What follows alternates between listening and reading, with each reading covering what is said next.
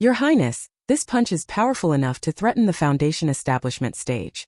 Imperial Consort Lan, if she knew in the afterlife, would surely rest with a smile. And I thought about the punch I just threw. It seems that primordial heavy water and the flame body tempering manual are particularly compatible. The moment I activate the flame body tempering manual, the primordial heavy water flows through my body along with my energy. I just tried to concentrate it in my fist, and it actually worked. I never expected that the body tempering manual I bought for just $5 would have such miraculous effects. I was secretly wondering to myself, wait, the flame body tempering manual doesn't contain any techniques or moves. Seems I still need to give it a name. Let's call it Primordial Divine Fist. When I can channel the primordial heavy water to my feet, I'll call it Primordial Divine Leg. Channeling it to the palm will be called Primordial Divine Palm. If channeled throughout the body, it will be called Primordial Invincible Divine Technique. Anyway, brute force can work wonders and is effective against all sorts of flashy tricks.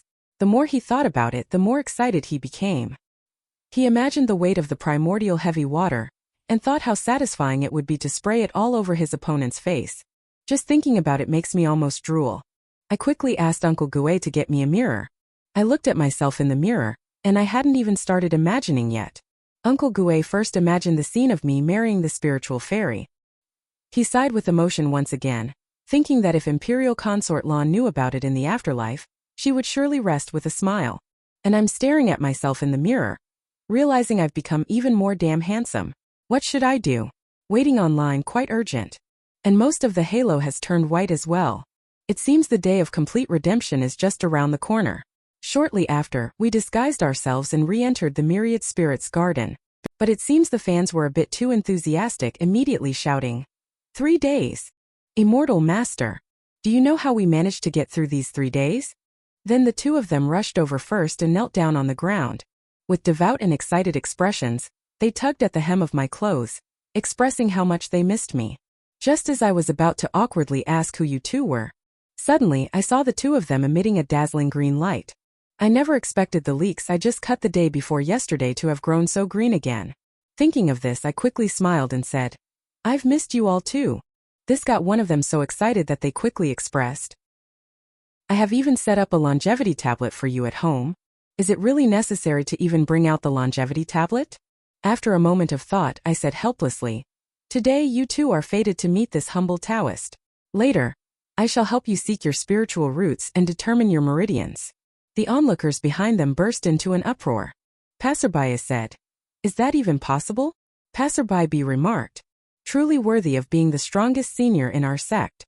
The ability to latch onto the strong is truly terrifyingly impressive, Passerby remarked again. Indeed, opportunities are always reserved for those who are prepared. The girl suddenly called out, Immortal Master, brother. It almost made me lose my composure. But I swallowed hard and still managed to say, You have no fate with me today, but if you come often, fate may find you. The girl wanted to act up, but a burly man mocked her, saying, Without even hugging my leg, you think there's a chance? Then he quietly walked over to my side. As I stood there completely bewildered, he directly hugged my leg and shook it wildly. I looked at this burly man pretending to be cute, and my mind just broke. What's even crazier is that one leg wasn't enough for the burly man. He had to hug both thighs at once. This scared me into thinking.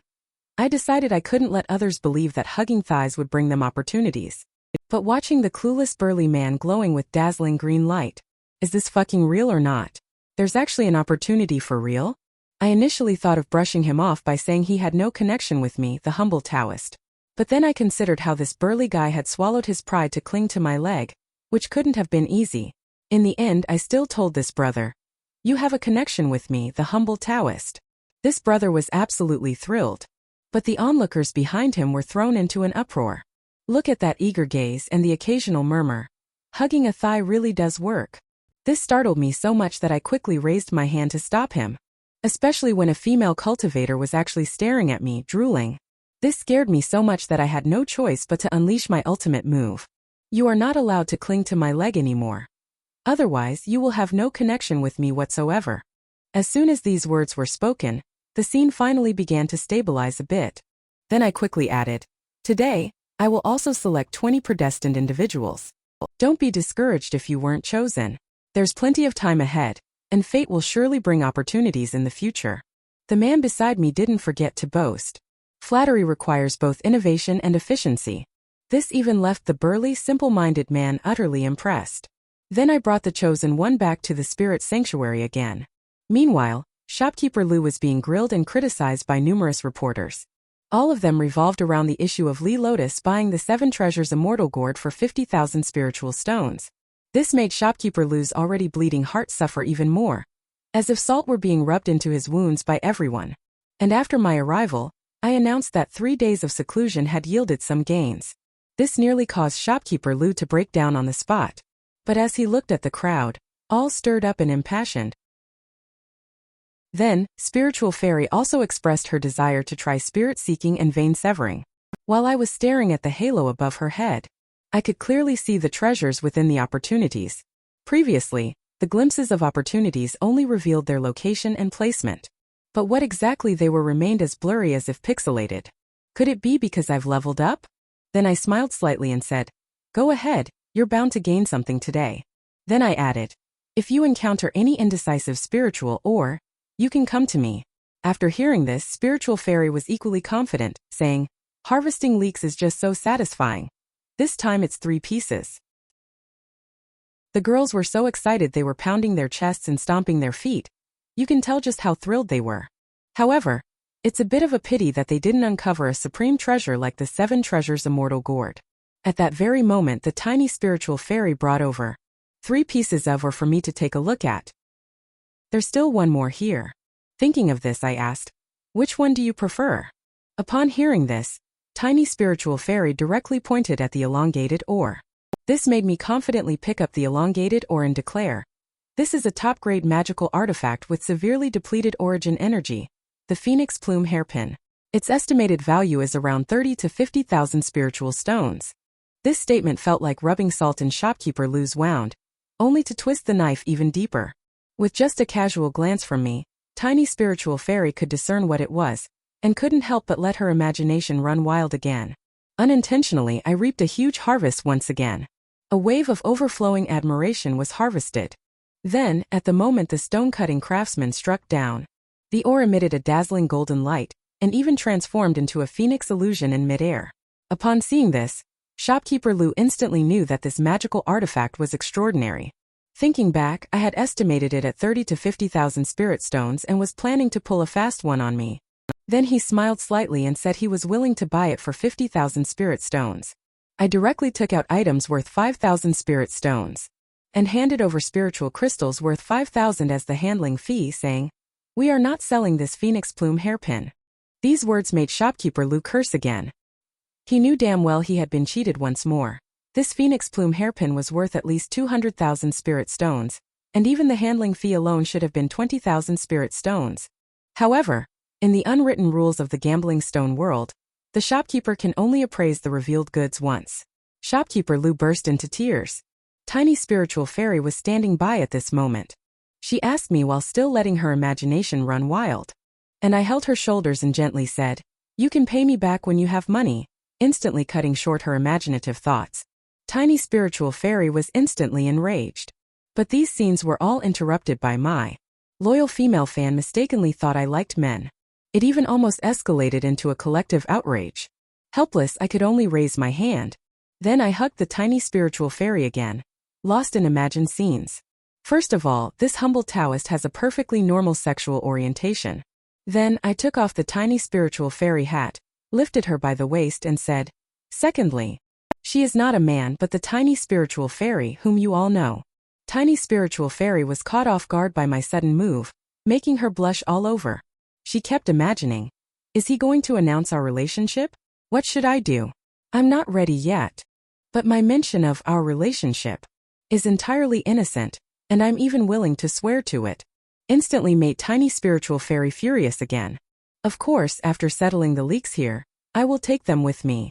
And only when I arrived at the destination did I shockingly realize, for those destined, not a single penny is charged. For those not destined, even 10,000 gold is not considered. Sky Spirit Pavilion actually set up such a grand scene waiting for me? A textbook example of social etiquette and worldly wisdom. Then please watch Shopkeeper Song's performance. I shattered all of his son's teeth. Not only did he prepare a grand welcome ceremony for me, he also showered me with flattery. He even let me pick spiritual or freely without charging any handling fees. Even the onlookers were amazed by this move and praised it as generous. Even I am deeply impressed. Wait a minute. Shopkeeper Song also revealed his halo. In that case, today Shopkeeper Song also shares a fate with this humble Taoist. Hearing these words, Shopkeeper Song was moved to tears of gratitude, secretly thinking that he and his son should be safe now. The onlookers let their imaginations run wild, concluding that the immortal master's opportunity could indeed be sought. Of course, I had no idea their minds could wander so far. Confidently, I picked out a piece of ore for Shopkeeper Song and said, "Go ahead, it won't let you down." Shopkeeper Song quickly called for the craftsman. As the craftsman made a cut with his knife, a dazzling purple light instantly stunned everyone. It turned out to be a hammer with purple patterns. It looks incredibly powerful at first glance. It's even more valuable than the phoenix plume hairpin. Hee, watch closely and see Shopkeeper Song's textbook example of social etiquette. He said, "Immortal Master, you truly are formidable. This purple golden hammer, in my humble opinion, is worth at least 10,000 spirit stones." After hearing this, I calmly remarked, "You didn't lose out either." Shopkeeper Song quickly responded, "Immortal Master, you flatter me. This batch of ore worth 500 spirit stones has already increased 20-fold in value. How could I possibly be at a loss? According to the rules, I should pay the Immortal Master 5,000 spirit stones, but the shop has recently stocked up too much and truly lacks the funds. How about valuing this purple golden hammer at 10,000? Then deduct 50% as the fee for Immortal Master's arduous task of severing the old man's meridians. Immortal Master pays 5,000 spirit stones to the old man, and this purple golden hammer is yours. A magical tool worth 300,000 spirit stones sold for 5,000. This top-tier haggling completely stunned the onlookers. From Shopkeeper Song's first words of dissatisfaction, to the collective outrage by the second sentence, culminating in the final wave of seamless and masterful execution, the shopkeeper is the true idol. And I stared at this purple golden hammer, pondering for a moment. It seems to be working in tandem with the primordial heavy water. Isn't this clearly a hardcore tool? Then I'll just buy it directly. However, as I mentioned before, for those destined to have it, I ask for nothing in return. Forget about the 5,000 spirit stones. Let's just go with your valuation of 10,000. Then, continuing to observe Shopkeeper Song, the halo around him still shines brightly. I truly have no intention of taking advantage of the situation. Look, Shopkeeper Song is so moved that he's shedding tears.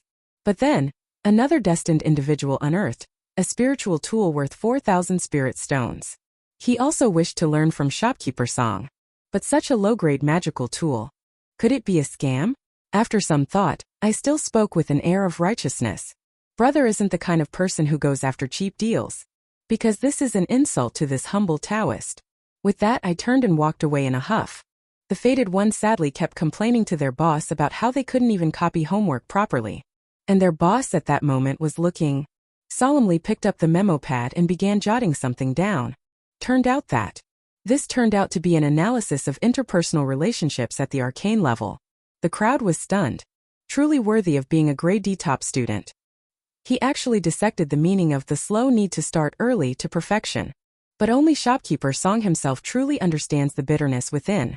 At that very moment, a figure walked in. It was none other than the true sixth prince of the great empire, Shen Tian. Upon hearing that this person claimed to be the sixth prince of the great empire, Shen Tian, Shopkeeper Song stared at him as if looking at some kind of fool. The sixth prince sensed a tone of doubt. Enraged and ashamed, he directly revealed that he had already become a disciple under the great white celestial grotto's true master. Who would dare to impersonate him? Shopkeeper Song could only tactfully express that proof was needed. The enraged sixth prince directly produced the imperial token. Shopkeeper Song stared at the token and muttered under his breath, "Damn, this counterfeit looks so real." But then a thought suddenly crossed his mind.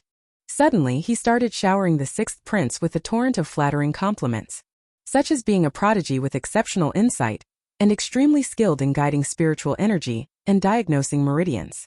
Hearing this, the sixth prince felt immensely flattered and secretly thought, truly talented people really know how to speak pleasingly. Then he modestly said, "I only have a basic understanding of locating spiritual veins and interpreting their patterns." Upon hearing this, Shopkeeper Song's eyes turned cold. But then his expression immediately warmed like a spring breeze. He invited him into the inner hall for tea to apologize and even offered to let His Highness choose from his collection of rare, top-quality mineral reserves that he had treasured for years. These words filled the sixth prince with joy, and he eagerly followed shopkeeper Song into the inner hall. After drinking the top-quality Biluakun tea, the sixth prince asked with an imposing aura, "Shopkeeper, where is the collection you mentioned?" Shopkeeper Song chuckled darkly. "Just wait a little longer." At that moment, the sixth prince sensed something was wrong. Realizing what had happened, he angrily accused, "You actually poisoned us."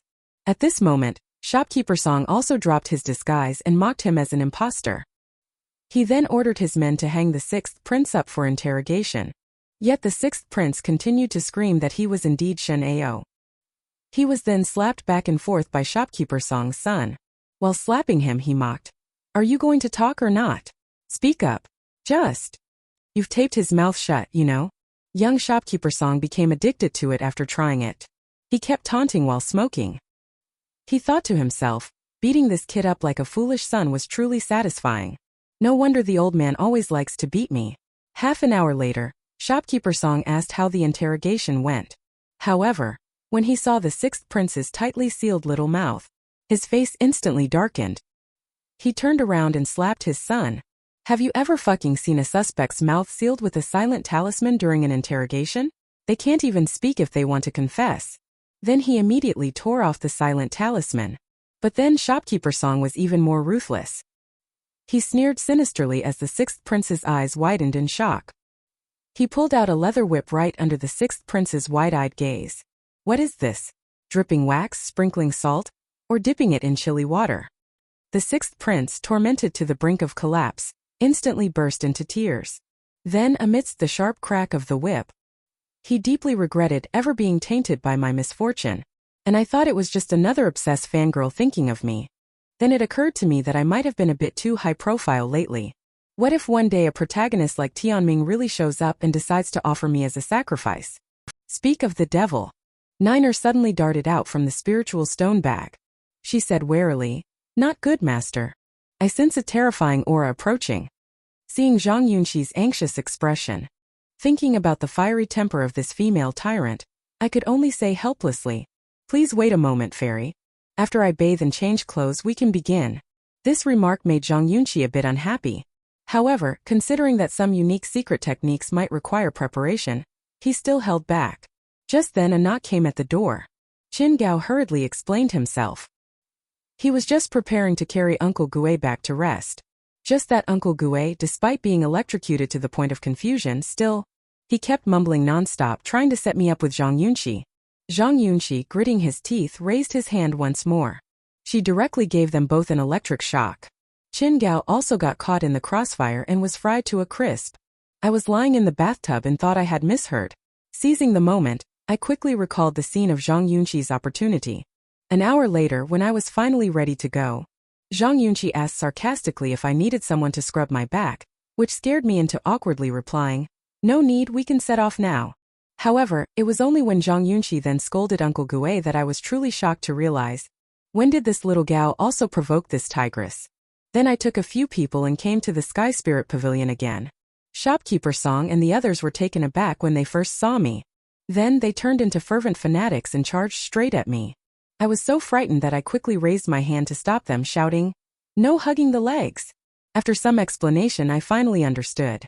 It turns out these guys wanted Shopkeeper Song to take the position of the Great Elder in the sect. Are they out of their minds? Arguing back and forth, I'm speechless.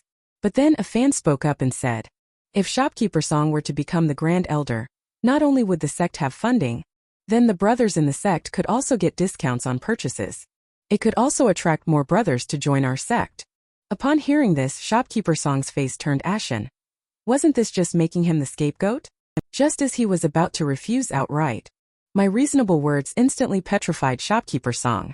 In the end, he stammered and expressed, if this old man were the chief elder of the sect, he would be willing to cover all the sect's expenses. Moreover, all disciples of our sect will receive a 12% discount when purchasing minerals at the store. Finally, he even beat his chest in frustration. He declared that all mining fees would be halved. The audacity of this little old man truly astonished me. daring to make such a bold gamble. Then let shopkeeper Song serve as the Grand Elder. But in Zhang Yunqi's view, what difference is there between this and a full-blown cult? She questioned. Fellow practitioner, may we begin the search for spiritual veins and the cutting of ores? Of course. I confidently raised my hand and gestured. Fairy, please look. This piece of spiritual ore is your destined opportunity. Shopkeeper Song took one look and gave it a full thumbs up, boasting that it was the treasure of his shop. Zhang Yunqi was initially taken aback, watching the two of us banter back and forth. After snapping back to reality, she thought, are these two trying to scam me like I'm some easy target? Legend has it that the so-called ancient battlefield was once the site of the decisive battle between the various sanctuaries of Eastern Desolation and the extraterrestrial demons. Countless supreme powerhouses fell and left behind a vast number of precious treasures and legacies.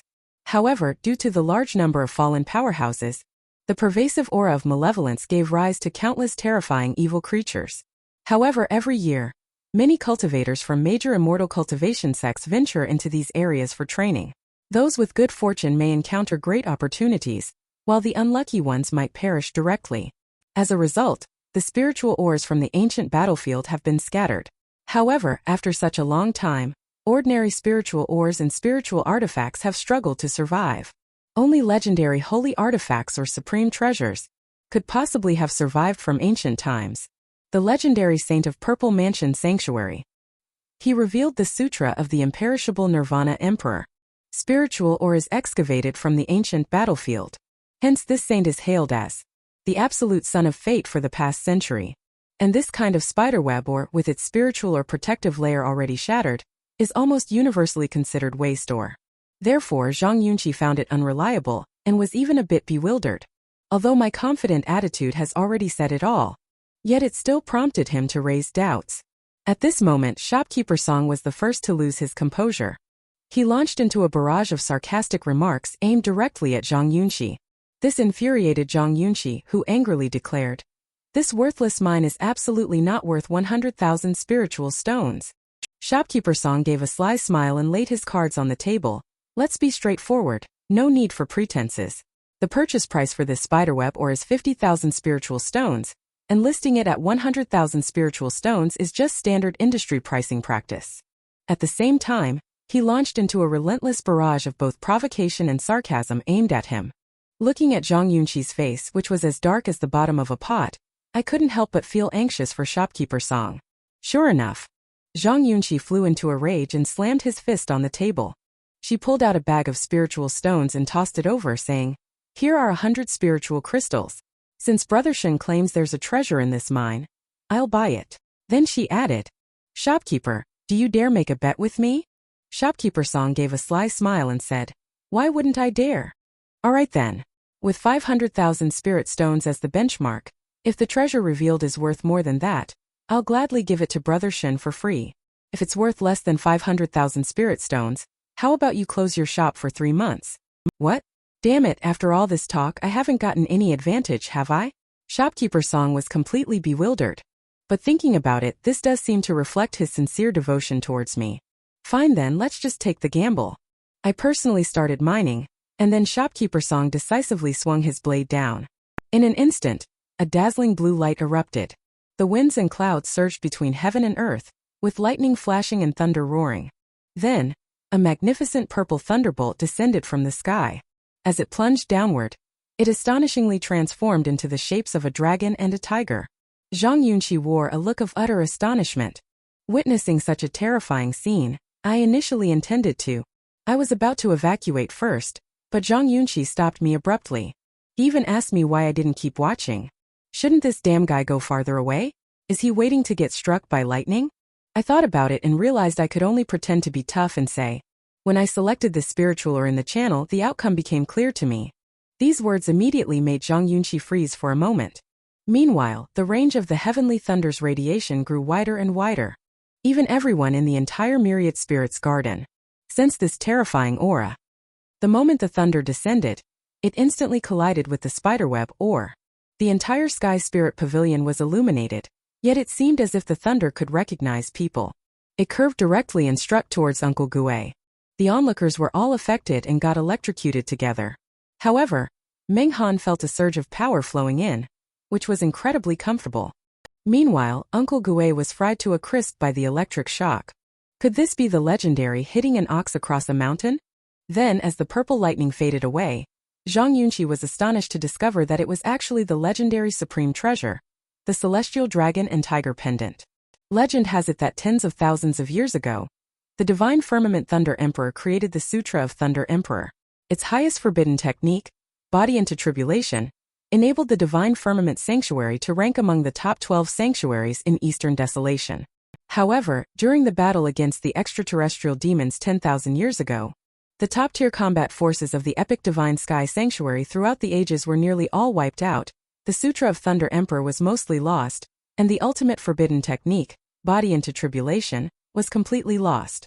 And this celestial dragon and tiger pendant, also known as the Divine Firmament Thunder Emperor Tribulation, records 2 Divine Firmament ultimate techniques on the dragon and tiger pendants respectively. As long as the dragon and tiger pendants are combined and the Divine Firmament secret method is applied, the supreme forbidden technique body into tribulation can be obtained. Therefore, the moment Zhang Yunqi saw the celestial dragon and tiger pendant, she couldn't resist and immediately took it. She gazed at this celestial dragon and tiger pendant. Thinking of the sect's heavy losses and the lost secret techniques, the sanctuary's prestige has also been diminishing day by day. Zhang Yunqi couldn't help but shed tears at that moment. Just then, Meng Han began to mock Zhang Yunqi, repeatedly taunting him by saying, "Didn't you just claim that you would give it away for free as long as its value exceeds 500,000 spiritual stones?"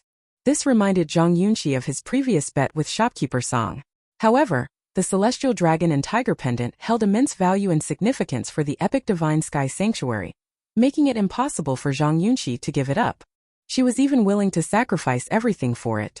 At this thought, Zhang Yunqi almost begged me to cede it, promising to agree to any request in return.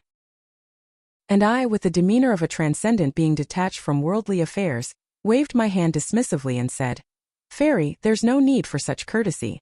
For those without fate, even 10,000 gold is worthless. For those with fate, not a single coin is required." Though to be honest, I fucking wanted to just pocket it and leave. But just now, cultivators from hundreds of miles around sensed the emergence of a supreme treasure in the myriad spirits' garden. Taking it under such circumstances would be risky if discovered. Does that mean I'd have to get the Ghana pallbearers for myself? So I can only pretend not to care and let them not worry about the bet, just keep it. But upon hearing this, Zhang Yunqi's cheeks flushed red. After realizing it, she refused to agree. She insisted on fulfilling the bet with something else. I'm speechless. I, Your Highness, have clearly stated that I don't want any reward, yet you still insist on offering something else in return. But, is it really true that anything is acceptable? In that case, then I want the mask on your face. I originally intended to use this mask to keep a low profile and survive. But Zhang Yunqi shyly imagined that I did it just to catch a glimpse of her beauty, even thinking that I would cherish the mask as a memento of her in the future. So when she agreed, I was just a bit confused about why her face was so red. However, she used magic to isolate us, leaving only me. As she slowly removed her mask, I was completely stunned. Unlike the enchanting agility of the tiny spiritual fairy, Li Lotus's adorable and charmingly naive demeanor, Niner's poignant and sorrowful melancholy, Zhang Yunqi is truly a peerless goddess of war in her prime. I was stunned when Zhang Yunqi took off her mask. However, Zhang Yunqi said with a serious expression that since the celestial dragon and tiger pendant is a secret treasure passed down by the sanctuary, and the phenomenon it caused was astonishing, she must immediately take the pendant back to the sanctuary. And she also said that she already understood my feelings, and if she could return safely, she would definitely agree to me. I was also completely bewildered. What do you mean by, "I already understand your feelings"? Your Highness merely wanted a mask from you. Is that really necessary? But seeing Zhang Yunqi's grave expression, I could only declare with a sense of righteousness, "Please speak freely, fairy. This humble Taoist is willing to face any danger without fear." Then, without wasting words, Zhang Yunqi bit her finger and let a drop of her vital blood fall onto the dragon and tiger pendant. Instantly, a dazzling golden light pierced my optic nerves. Then, while I was still in a dazed state, suddenly an incomprehensible secret technique and art appeared in my mind.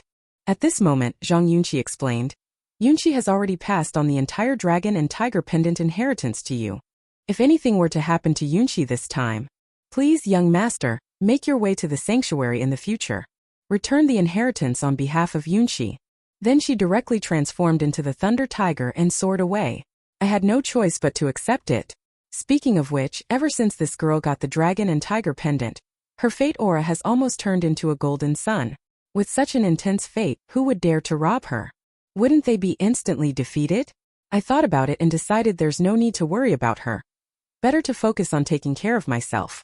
Although I feel even more handsome now, when did this golden mark appear? I finally got cuckolded, damn it. But then in one swift turn, I noticed that not only Uncle Guichen Gao had a golden mark on his forehead, everyone has a golden mark on their forehead. Could it be that I intervened in Zhang Yunqi's affairs? The butterfly effect brought about by a twist of fate. But then the strong man noticed the situation and reminded Shopkeeper Song that there are times when Shopkeeper Song suddenly realized that this was the divine Yin-Yang primordial thunder, ranked 88th on the divine thunder list. At the same time, this is also the signature divine thunder that the epic divine sky sanctuary can mass produce. It seems this finally explains why everyone has this thunder mark. It must be that the heavenly tribulation shattered the essence of the jade pendant earlier, causing the essence to overflow and seep into everyone's bodies. Meanwhile, Qin Gao and the others also discovered the benefits brought by the thunder mark. This couldn't help but make Uncle Gue sigh with emotion once again. Who would have thought that a random or His Highness picked would actually yield another supreme treasure? If Imperial Consort Lan knew about this in the afterlife, she would surely rest with a smile. At this moment, Shopkeeper Song was exhilarated, shouting, "Where is that little girl who dared to question me?" I quickly stopped him and reminded, "Shopkeeper Song, how dare you call her that? She is the saintess of the epic divine sky sanctuary Zhang Yunqi." That statement completely terrified Shopkeeper Song. He immediately dropped to his knees, begging for mercy and feigning pitifulness. Meanwhile, his mind raced.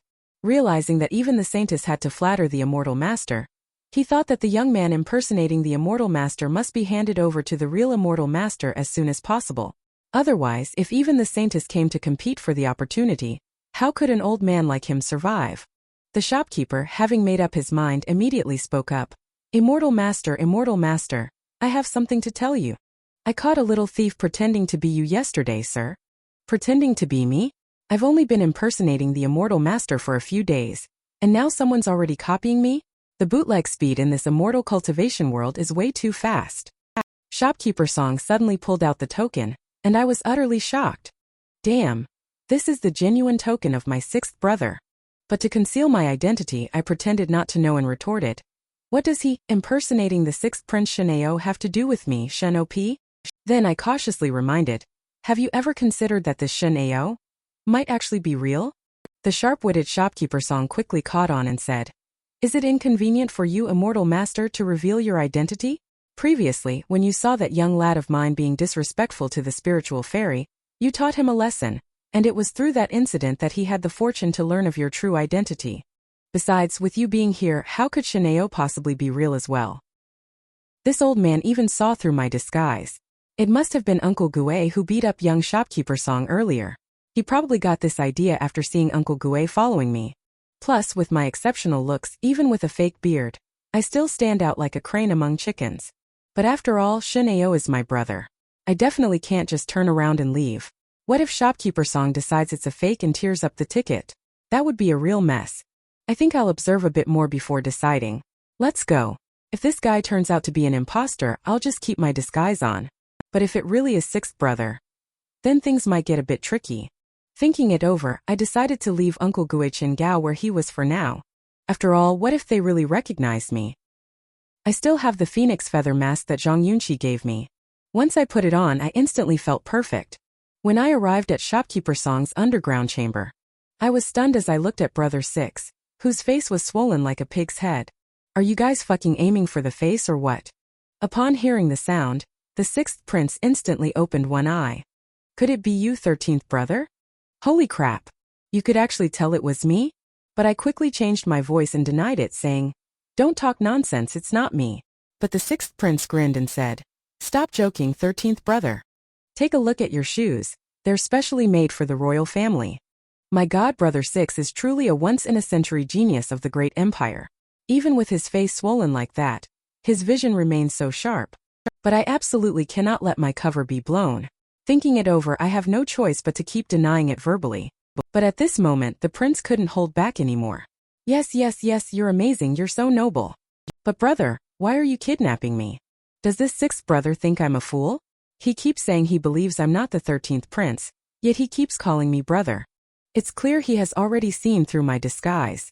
How can I possibly feel at ease letting you go? What if you hold a grudge and plot against me once you're safe? Even though I'm already wearing a green hat, as the saying goes, it's not the thief I fear, but the one who keeps thinking about it. And at this moment, Shopkeeper Song finally realized that I am Shen Tian. Realizing the truth, Shopkeeper Song happily expressed his thanks. He then immediately slapped his son across the face and scolded. You little brat, are your ears clogged? You mistook the 13th prince for the 6th prince. Your hearing is worse than that of shopkeeper next door.